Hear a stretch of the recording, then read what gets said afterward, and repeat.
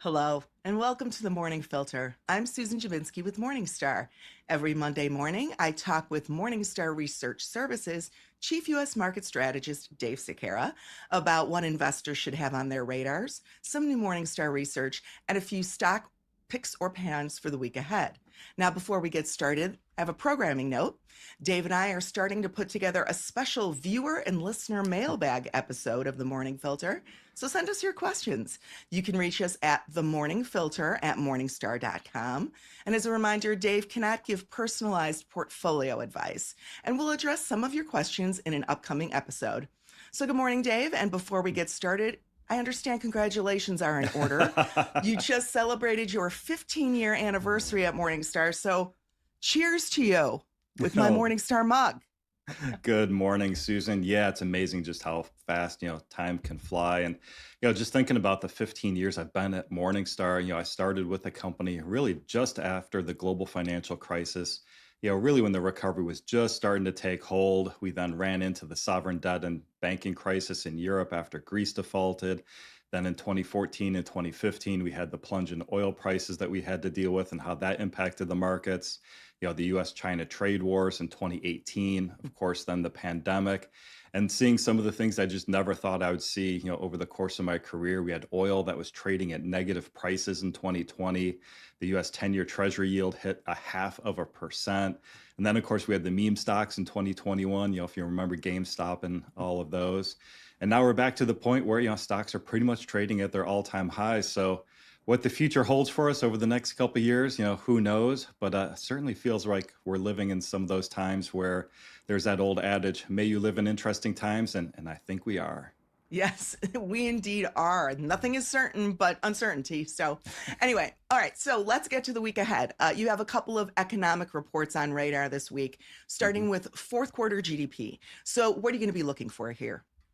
Well, the advance estimate was already put out at the end of January, and I believe it came in at 2.3%. That, of course, is a slowdown from third quarter GDP of 3.1. I think the consensus right now is pretty much most people are expecting those one to be pretty stable. So if it were to come out, any different than, that same print, it could, cause the market maybe to move up, slightly, or maybe down slightly. But I think more importantly, looking forward, just thinking about what we expect for the economy. I know the Morningstar U.S. economics team is looking for ongoing sequential quarterly slowdowns, with the economy slowing every quarter and not bottoming out until the third quarter of 2025. Still holding on to our no recession forecast. But when I think about GDP, of course, it's the product of a lot of different areas of spending. And how much of GDP in 2024 was bolstered by excess government spending, spending that I wouldn't consider to be really economic value added activity. So I think GDP is just becoming increasingly harder to forecast. And I did a little bit of digging over the course of the weekend, and what I found is that according to the CBO, their estimate for federal net outlays as a percent of GDP in 2024 was 24%. And historically, when I look back over time, pre-pandemic, those same net federal outlays as a percent of GDP averaged only 20%. And going back even further, pre-global financial crisis, and of course, you have a lot of volatility in that number, but excluding recessions, that same percentage of GDP was even below that. So if we really are in a period of government belt tightening, I think that is going to act as a headwind over at least the next several quarters, or maybe even longer, and that's going to be a headwind for the market and for earnings growth. All right, and we also have the Fed's favorite inflation Mhm. measure, the PCE, coming out this week. So now, given that the CPI numbers that came out earlier this month suggested inflation was being kind of sticky, what Mhm. are the expectations for PCE? Well, as you mentioned, it was really the headline print that came out for for PPI and CPI that were hotter than expected.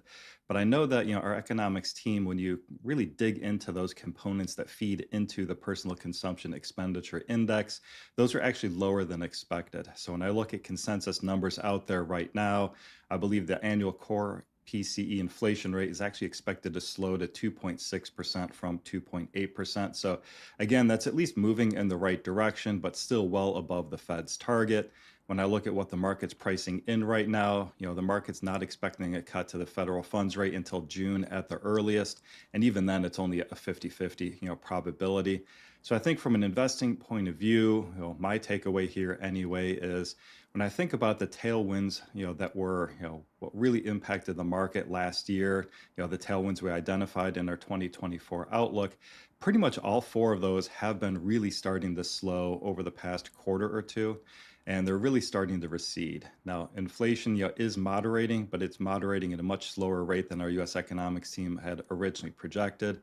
So between, relatively high valuations, these slowing tailwinds, that's one of the reasons I just really don't foresee the market making that much more ground over the near term, and we're probably bouncing up against, the top of, the range, at least here for the next quarter or two, until I think we look for earnings reacceleration, late this year.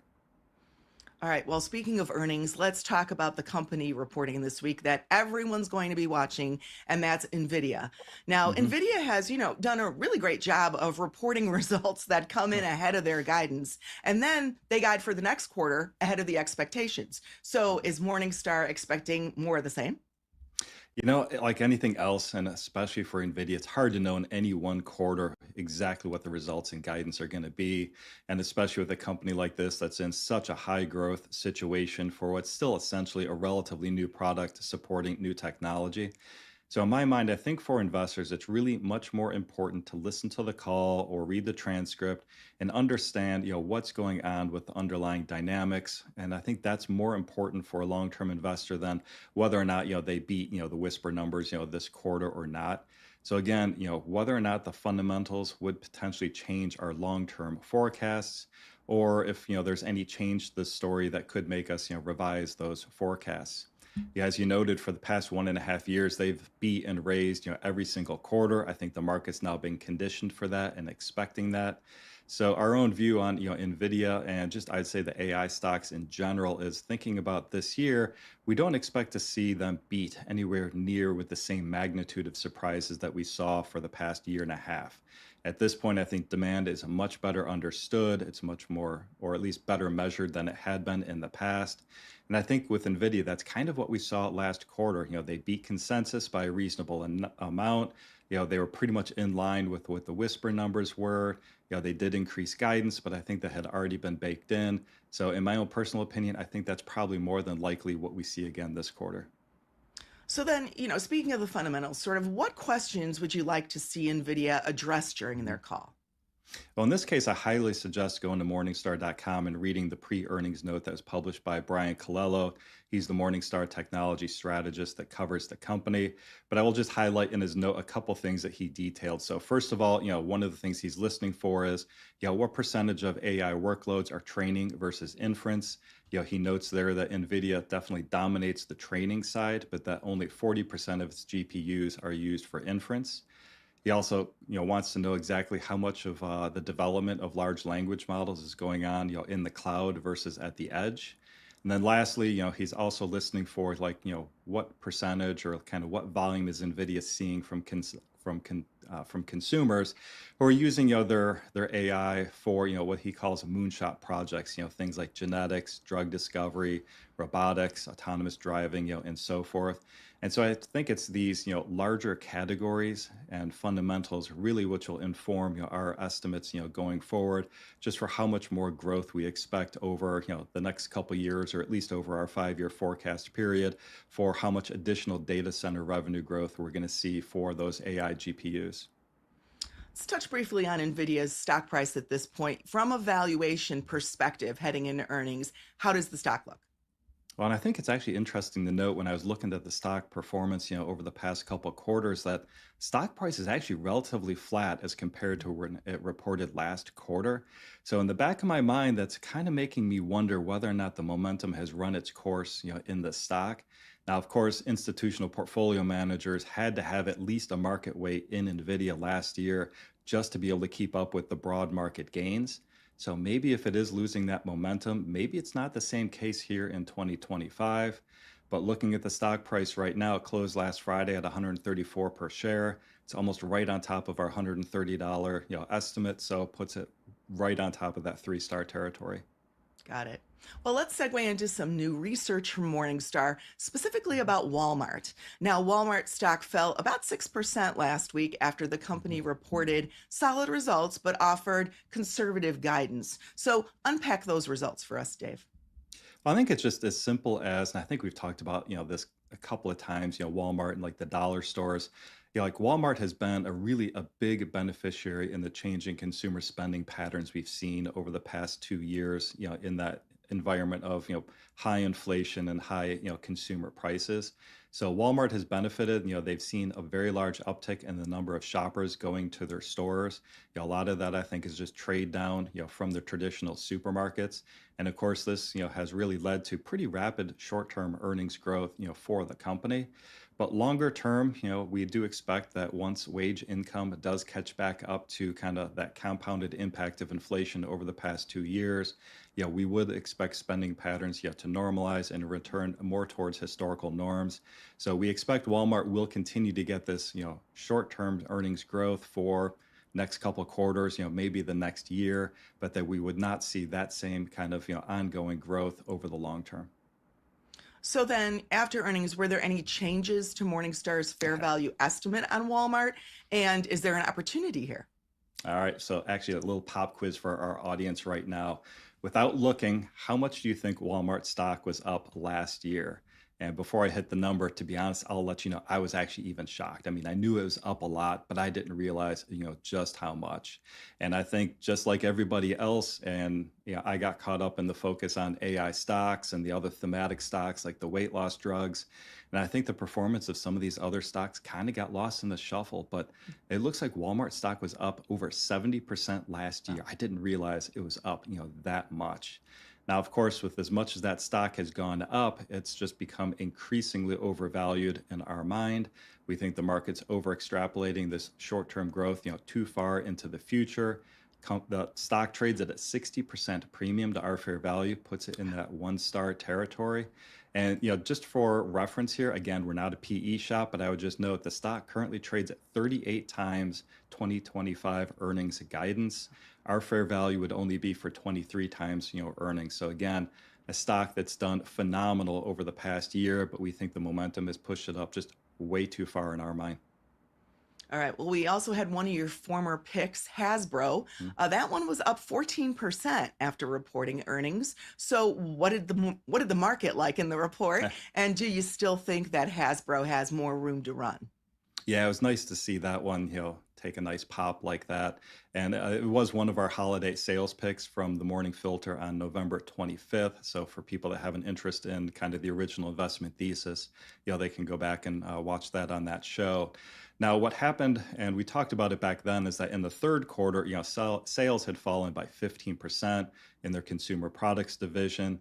But what we noted was a large percentage of that were sales which were in low margin brands, low margin products that they decided to exit.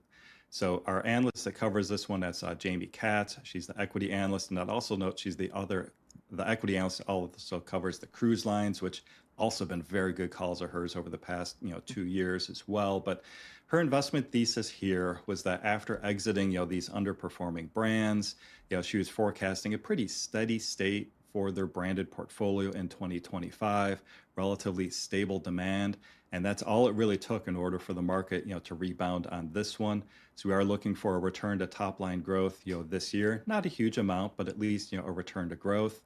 The operating margin of 20% in 2024, we expect that to start expanding, up to 20.8% this year with further expansion thereafter. A lot of that due to mix shift. So again, as they become, a higher percentage of sales, in digital games with has a higher operating margin that will lift the margin for the overall company. So right now, on average, we're projecting, 12.6%, earnings growth through 2028. It's a stock that trades at only 15 times our 2025, earnings estimate. So four-star rated stock, 19% discount, nice dividend yield at 4.1%. And it is a company we rate with a narrow economic moat. All right. Well, we also had several companies that we've talked about before on the Morning Mhm. Filter from the healthcare sector report during the past couple of weeks. So let's start with Gilead Sciences. Mhm. The stock was up more than 7% after earnings, and Morningstar raised its fair value estimate. So, why the positive response to results, and is the stock Mhm. attractive? For the quarter, the results, both top and bottom line, were better than expected. The guidance for the year was better than expected as well, even though that guidance is only flat to maybe a 1% drop in sales this year. But, looking for operating margins to improve to about 45% from 43%. Now, looking forward, as far as like potential catalysts, our equity analyst noted a potential launch of their 6-month injectable drug for HIV prevention, later this year. That could be a catalyst, for the stock. As you noted, this was a stock pick on the May 20th show, but at this point, I think the stock is up, over 60% since then. So at this point, it's moved up enough that puts it in the fair value range at 3 stars. Still pays a 2.9% dividend, and it is a company we rate with a wide economic moat. Now, we also had Medtronic reporting results. The stock pulled back a bit after earnings on slower than expected top line growth. So, what did Morningstar think? And is the stock still undervalued today? Well, actually, let me note here first. So, yes, the stock did pull back immediately after earnings, but looking at the charts, I actually kind of like how it rebounded thereafter and recaptured a good amount of that pullback. So, again, maybe this is in, kind of a bottoming or at least a short-term bottoming, here at this point. Now, this is a stock we've recommended, several times on the Morning Filter. I think the first time we recommended it was on our June 26, 2023 show.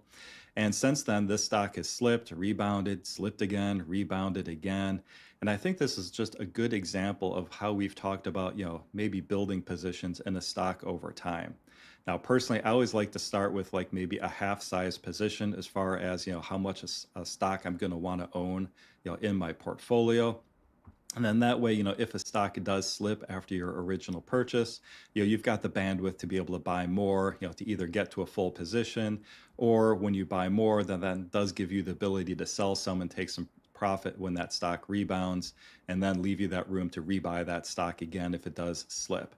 So I think we've seen that, in a number of different instances, over the past, almost 2 years, on this stock.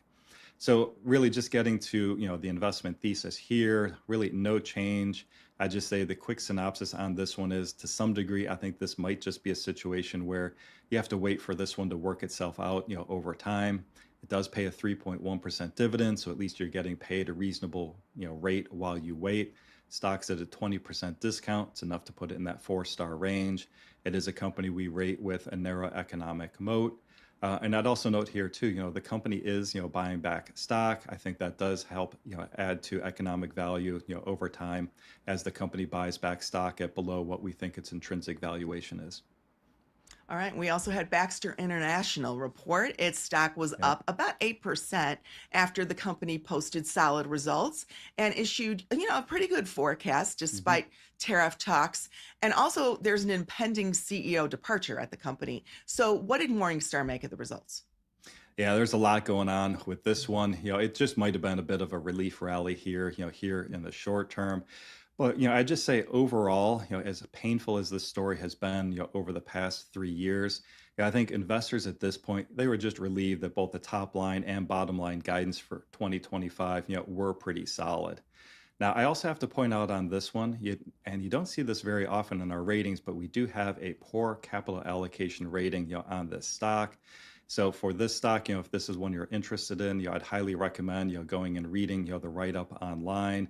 But I'll just note a couple things here that were outlined in the capital allocation section as far as like why we rate this one with that poor rating. So first of all, just highlighting a relatively weak execution that the company had during that 2023 and 2022 inflationary period. Some bad pricing decisions on its Hillrom acquisition and the kidney care divestiture. We think the balance sheet is still relatively weak, and its distributions, to shareholders over time has been pretty mixed in our mind. And to some degree, all of that may be, what explains that sudden departure of the CEO. I believe it was announced at the beginning of February that it would be effective immediately. And, I know we had Warren Buffett release his notes, so it's a good time maybe for a Warren Buffett quote. But, overall for this company, when we think about the fundamentals of the company, but what's happened over the past couple of years, his quote in this case is, I try to invest in businesses that are so wonderful that an idiot can run them because sooner or later one will. Well, thank you, Warren.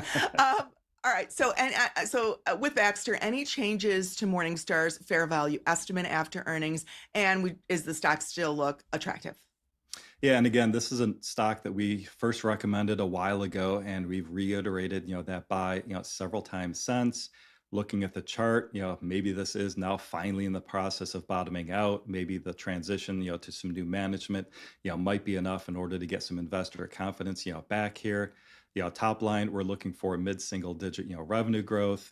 Bottom line, I think the company guidance is looking for, 245 to 255 in adjusted earnings per share. That would put the stock at only 13 and a half times where it's trading today. Looking at our model, we're projecting average growth of 13.7% in 2026 through 2028. So again, I think this is just a good solid value buy at this point. Trades at a 39% discount to fair value. Puts that well into the 5-star category. It has a nice 2% dividend yield, and it is fundamentally a company that we think does have long-term durable competitive advantages as we rate it with a narrow economic moat. Now, you mentioned Warren Buffett. One of the companies that Berkshire Hathaway has a pretty sizable stake in is Kraft Heinz. Kraft Heinz has also been a pick of yours, so you're in pretty good company there, Dave.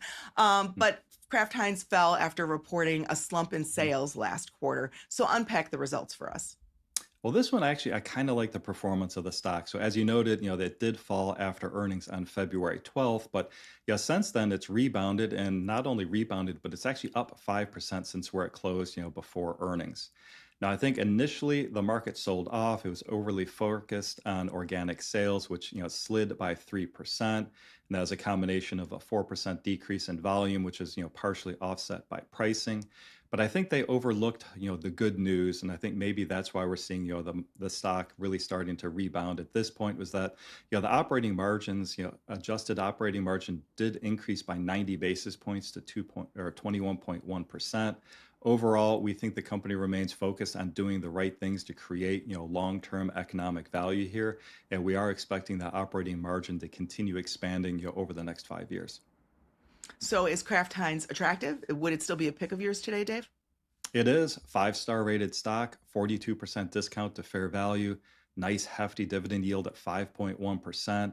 Again, a company we think has long-term durable competitive advantages, rated with a narrow economic moat, and it just looks like a good solid value play. It trades at only 11 and a half times adjusted earnings guidance of 263 to 274. Now, this is a story that probably takes some time to play out. Short term, I know there's a lot of concerns in the market that weight loss drugs are going to reduce food consumption, specifically on snacks and other things like that. But we think that concern is probably overblown from an overall category level, and looking for this company to continue improving itself over time. All right, well, it's time for a question from a member of the Morning Filter's audience. D wants to know what you mean when you say that a stock is trading at an X% discount. How is that discount calculated? Sure. So when I refer to a discount or a premium, that's really compared to the fair value for the stock. And the fair value of the stock is just that stock price. That's really just what we think the intrinsic value of what that company is worth divided by, the number of shares, outstanding. And of course, when we think about what is the long-term intrinsic value of a company, that's essentially the present value of all the future free cash flow that we model that a company will be able to generate over the course of its entire lifetime. So just as a quick example here, let's just say our fair value for a stock comes out at $100 per share. If that stock is currently trading at $80, that means it's trading at a 20% discount. Conversely, if that stock is trading at $120 per share, that would be a 20% premium. And then the other thing I think you need to realize too, as an investor, what that means for returns is if that stock's trading at a 20% discount, it's trading at $80, we think it's worth 100. So if it does move up towards our $100 fair value, that's actually a 25% increase because you're coming off of, that lower denominator. Whereas if a stock's at 120 and it does fall to $100 per share, that's going to be a 16.7% decline. All right. So we've come to the picks portion of today's episode. Now, with the stock market hitting new highs last week, even as uncertainty around the economy and tariffs persist, you've Mhm. brought us three undervalued defensive stocks with economic moats. So your first pick this week is Pepsi. Run through the Mhm. numbers for us. Sure. Pepsi rated 4 stars, 10% discount, 3.5% dividend yield. Company we rate with a wide economic moat based on its intangible assets and its cost advantage, and a company we rate with a low uncertainty. Now, Pepsi's recent results were pretty solid, but the company Mhm. issued a disappointing outlook for 2025. So, why do you like Pepsi anyway? So I think it's probably maybe a bit of an overreaction to that weak guidance, and of course that weak guidance being driven by relatively sluggish demand in snacks and beverages, in the U.S. divisions. In my mind, I think it's probably a symptom of that ongoing consumer shift in spending as wages have failed to keep up with inflation, over the past 2 years. So to some degree, the thesis here will be that as wages catch up to inflation over time, we'll expect consumer patterns and consumption patterns to normalize. Just taking a look at what's going on fundamentally, the guidance was for only low single digit increase, over 2024 earnings.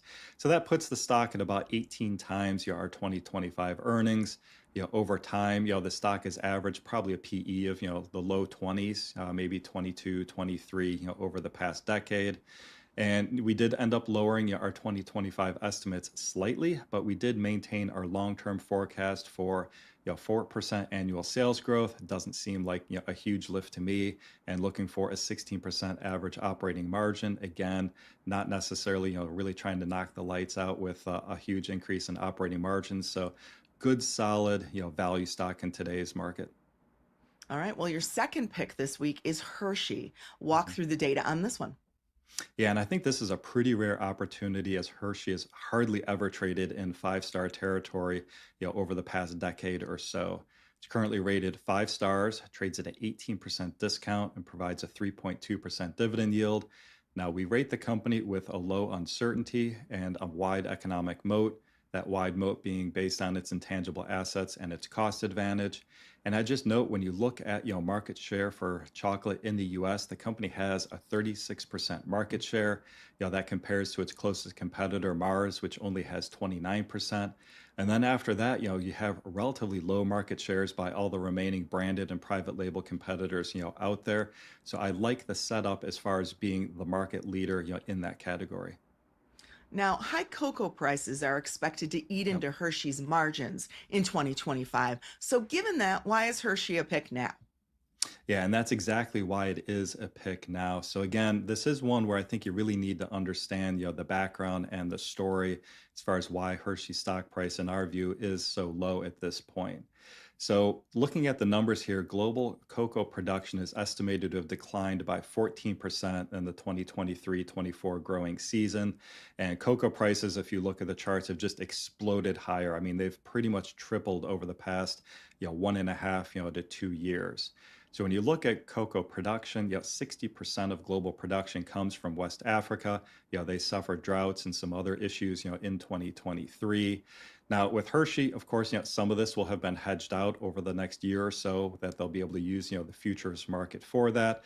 But some of it, will have to flow through. It will squeeze their margins here, in the short term.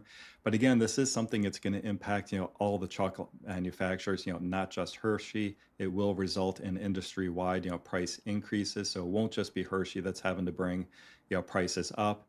And of course, cocoa is only just, one part of the cost inputs. So depending on the type of chocolate, it may be anywhere from 20 to 50% of the cost. Now, thinking about what's going to happen in cocoa, I have no idea what's going to happen with cocoa prices here in the short term. But I remember, a number of years ago, I was looking at buying like some farmland when corn prices were high. And I remember talking to a farmer then, and he kind of made, the old adage that, the cure for high prices, in the commodity markets is high prices. So that does end up leading to demand destruction as high prices reduce demand. But over time, you'll always have new supply emerge, to take advantage. Now, in this case, it takes 3 to 5 years to grow new cocoa trees, from when you plant them to when they start producing. And I think when I look at kind of what's going on and what's priced in the market, I think for the most part, this is all already incorporated, into the stock price. In fact, the stock's down 37% from its May 2023 peak. That's also pretty much about the exact same time that cocoa prices really began, their run higher. Now, the company put out adjusted EPS guidance for 2025. That's $6 to 6.18 per share, which would end up being 28 times earnings, pretty high PE multiple. But I'd also note that in the past, like last year, their earnings was $9.37 per share. That's only 18 times.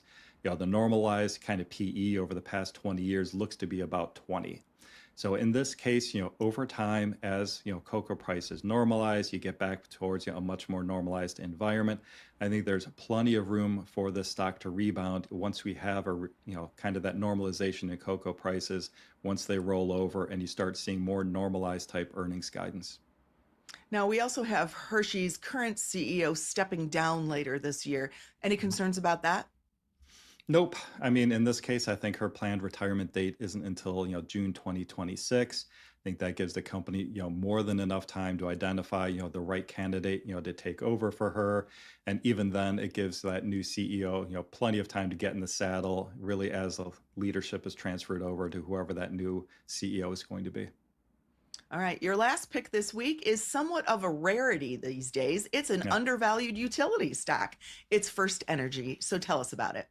Yeah, no, unfortunately, I got to admit, it's really hard to call this one cheap at this point. It's only trading at a 4% discount, at this point. Overall, as you mentioned, utilities, overall still pretty overvalued, but this stock actually just ran up, 4% just in the past two trading days. So, yeah, it was looking a little cheaper than where it was, than where it's opening up this morning. I think at this point, that stock probably starts to move into that 3-star territory from 4-star unless it sells off. But it is, a narrow economic moat, provides a 4% dividend yield. And, just on a relative value basis compared to the rest of the utility sector, still looks pretty good to us. And then talk a little bit about the thesis and why you like this one specifically, besides the price. Yeah, I think investors really need to be focused on what's going on with their investments, over the next, call it 4 or 5 years. Now, we think we're going to see accelerating investments that will result in relatively solid earnings growth. We expect the company to invest, $26 billion of new capital through 2028. That's a 40% increase from their previous 5-year capital investment plan.